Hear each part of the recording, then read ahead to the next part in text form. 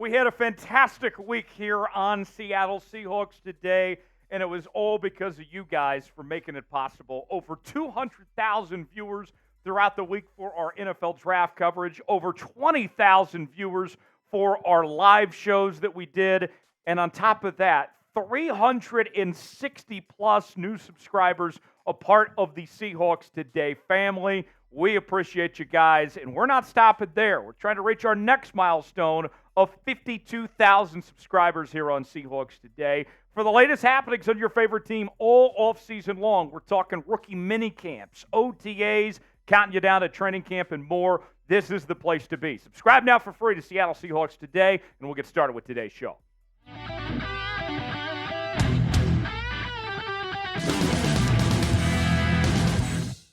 Tyler Jones here with you. Thanks for stopping by. Got some big headlines to get to today, which include John Schneider speaking out on a potential return for running back Rashaad Penny. We'll show you what he had to say and react. Also, a very familiar name in football royalty, if you will, Taulia Tagovailoa, the younger brother of Tua Tagovailoa, the Miami Dolphins quarterback, has been invited to rookie minicamp for your Seattle Seahawks. We'll discuss that and the possibility of him getting a spot on the Seahawks roster in just a matter of moments.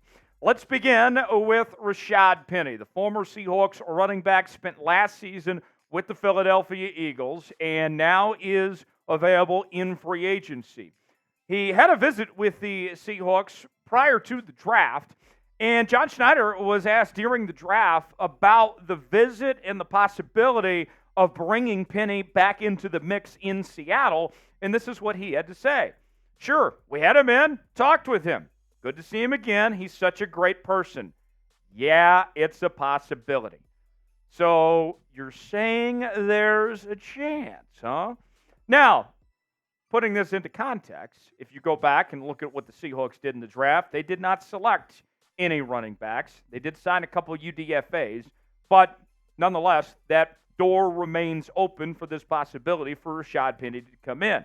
I'm not opposed to this idea at all to bring Rashaad Penny back into the mix to be a part of this running back room in Seattle. It wouldn't be the same role that he had previously when he was the primary tailback for this Seahawks team, but to get him into that rotation, I think would be a welcome possibility as far as I'm concerned. Kenneth Walker is your lead back, no question about it. Zach Charbonnet is your number 2 guy. But beyond that, there could be a spot for Rashaad Penny to be involved in this Seahawks offense in 2024, potentially. You look at what Rashaad Penny has done, the former first-round pick out of San Diego State. I know some of you are going to say he's been too injured, he's been too banged up over the years, and while I understand where some of y'all are coming from on that, the truth of the matter is that you're not going to ask him to put on the same workload that he did when he was a primary running back and a primary starter for this team. This can work as a number 3 or number 4 option. His role would be totally different. If you bring Rashaad Penny in, he's not taking carries away from Kenneth Walker or Zach Charbonnet. He would be competing with Kenny McIntosh and others for potential playing time and for touches as far as that goes.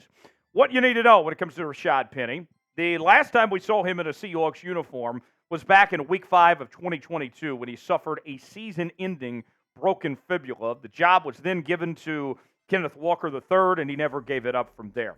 He ended up signing a 1-year deal with the Philadelphia Eagles in March of 2023, but things did not go so well in Philly as he saw action in just 3 games last season with the Eagles, and he was limited to just 31 offensive snaps in 2023. Did have some snaps on special teams as well, but was not given the chance to show his full potential there with that Philadelphia Eagles offense. The numbers the last 4 seasons, the thing about Rashaad Penny, we've seen him do an incredible job of getting yards per carry, right?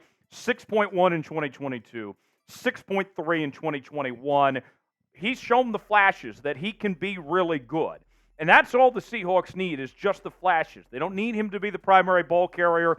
I think this could be a good fit on a cheap contract and provide some much-needed depth for this Seahawks running back room. I think you need to have 4 solid running backs because there will be injuries. Things will happen. We've seen that over and over again with the Seahawks over the years. I'm open to the possibility. What do you guys think? Should the Seahawks bring back Rashaad Penny to Seattle? Weigh in on our pinned comment today and let us know what you think. Y for yes, in for no. Get in that comment section and sound off if you think Penny should make a return. Today's show is sponsored by Game Time. Game Time, the place to go for last-minute tickets for the best seats at the lowest prices guaranteed. And here's the deal. If you decide on a whim, I want to go to the Mariners game tonight, you can do so pretty fast with Game Time. Whether it's sporting events, concerts, theater productions, comedy shows, and more, Game Time has got it all. You choose the event you want to go to. They got the prices listed. And then from there, you choose your seat, see if you like your seat or not. You can get a visual to see what it's like. And then you're checking out with all major credit card providers, Apple Pay, Google Pay, Venmo, and more. Simple, fast, and easy with Game Time. And we're offering $20 off your first purchase when you use the promo code CHATSPORTS at checkout. That's promo code CHATSPORTS. The link is in the comments and description of today's video. Download Game Time today. Terms and conditions do apply. Game Time, proud partner of Seahawks Today and Chat Sports. All right, let's talk about Tua's brother.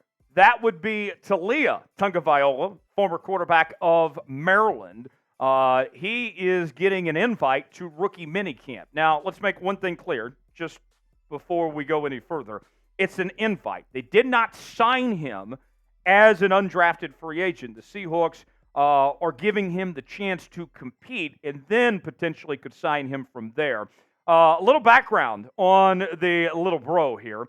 Began his career following in the footsteps of his brother Tua at Alabama, was there in 2019, ended up transferring to Maryland from 2020 to 2023, and ended up being a 2-time All-Big Ten selection there with Maryland in 2022 and in 2023, and he broke some records in the Big Ten Conference. He ended up claiming the Big Ten's all-time passing yards and completion percentage records for a career.